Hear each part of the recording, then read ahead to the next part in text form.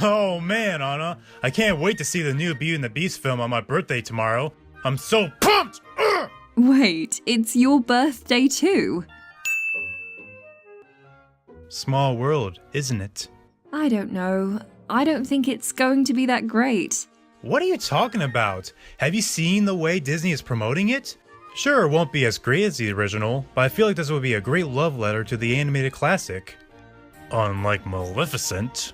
Get out of my face! Don't get me started on live-action remakes.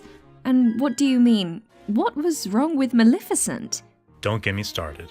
Well, see you tomorrow. Have fun.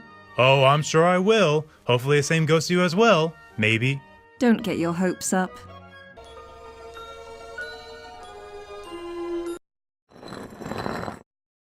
Wow.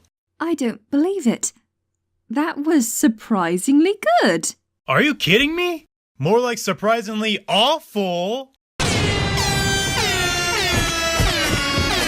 Well, okay, it's not as awful as Maleficent, but it's up there as one of the worst of these remakes. I really don't see what you're talking about. The movie definitely has its flaws, but it's actually my favourite of the live-action trend that's been happening so far. Well then, this should be lots of fun to review then. Right, if we're doing this, we better be dressed for the part. What the? How do we? Oh yeah, Disney magic.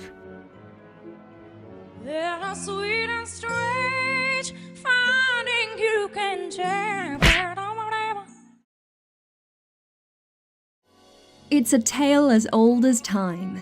Well, in Disney's case, 1991. The story of an unlikely romance between a beauty and a beast. What needs to be said that hasn't been said before? Out of all the Disney animated films, this is one of the all-time classics.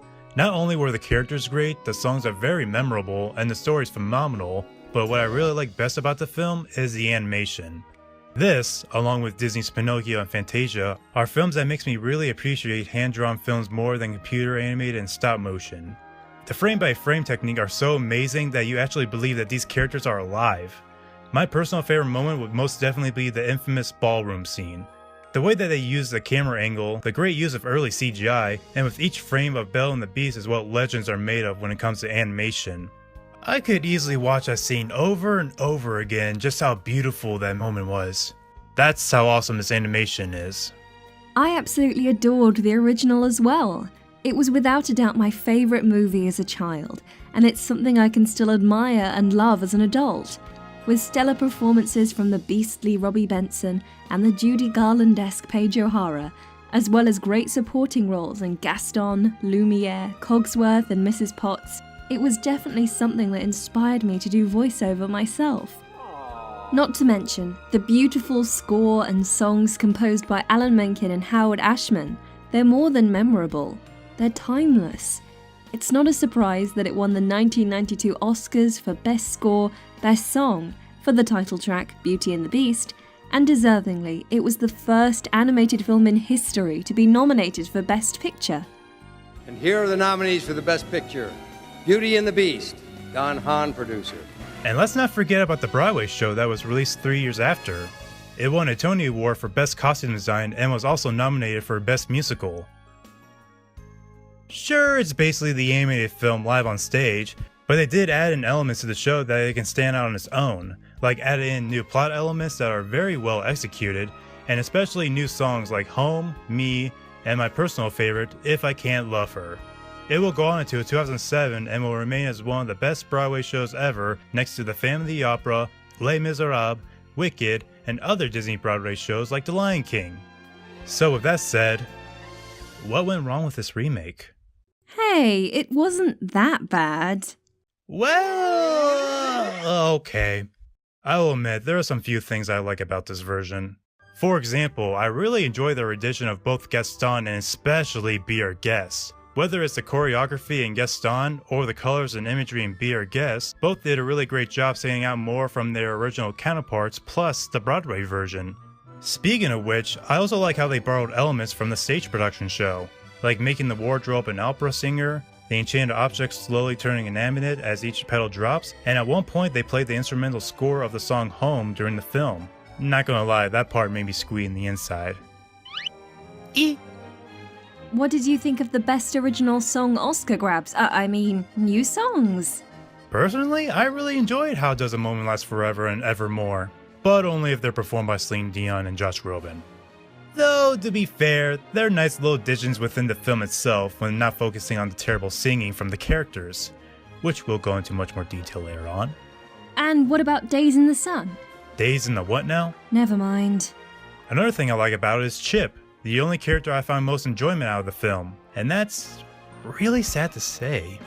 Anyways, I like what they did with him by not only staying true to his animated counterpart, knowing Disney, they need to insert one or two cute characters in each of their animated films, but also have him skateboard around the castle with his little plate. Even if, yeah, skateboard was not really a thing in 17th century France, but still cool nonetheless. I'll take that over Mad Hatter's dance any day. Oh no, not the Futterwacken.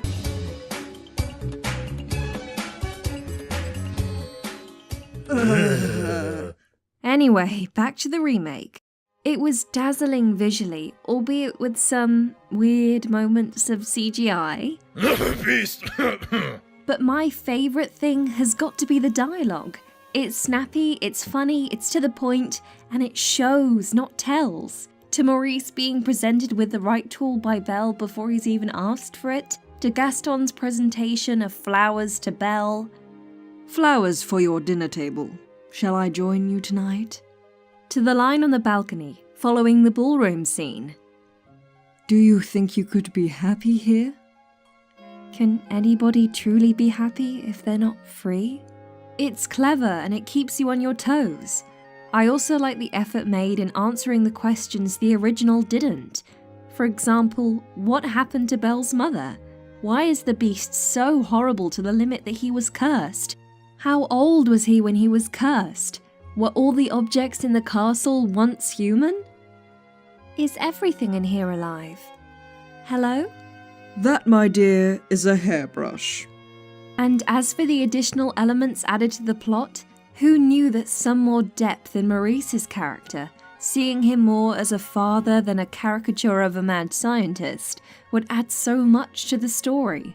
Him losing Belle to the Beast is so much more significant and painful for us as an audience, because we have seen and are invested in their relationship as father and daughter.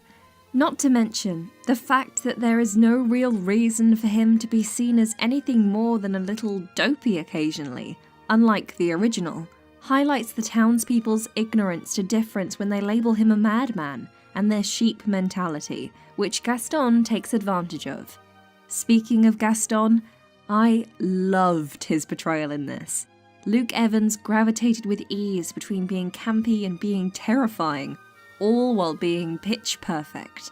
There was a lot more emphasis on his brutal nature here, presented through subtle lyric additions in the songs and, well, more unsubtle scenes like leaving Maurice tied to a tree in the woods to die.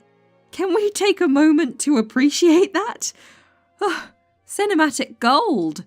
Okay, that was my personal favorite scene. But still, can I go now and drink my sorrows away? Alright, fine. What didn't you like? Where do I even start with this mess? I know, the story. Imagine watching the animated film, but take out the heart and magic from it.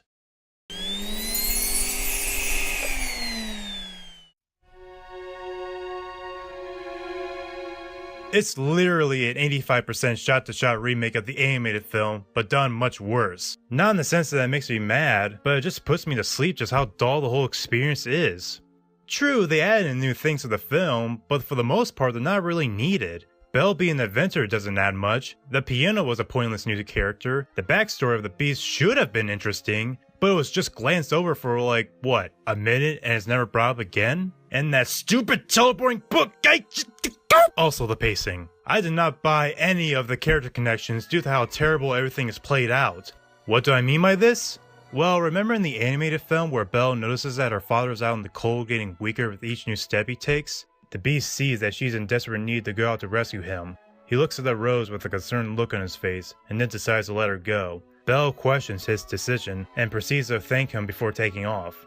That scene still puts me in tears because the beast is sacrificing from being human again because of his love of Belle. With the remake, however, it plays like this. Oh no, my father. Go to him, Belle. What? Take the mirror so you'll remember me by. Okay. Now I know she'll never leave me, even as she fades from view. Not once do I feel anything from that scene. I mean, that's basically the whole movie. It baffles me how they managed to screw up as a film as beloved like the original. I know I keep making these comparisons, but the remake is trying to be like the animated film, that there's no way I can see this as its own thing like the previous Disney remakes. Okay, I do have to agree with you on some of those points. Ha! Told you it was a bad film. But I think we have yet to talk about the biggest flaws the movie had.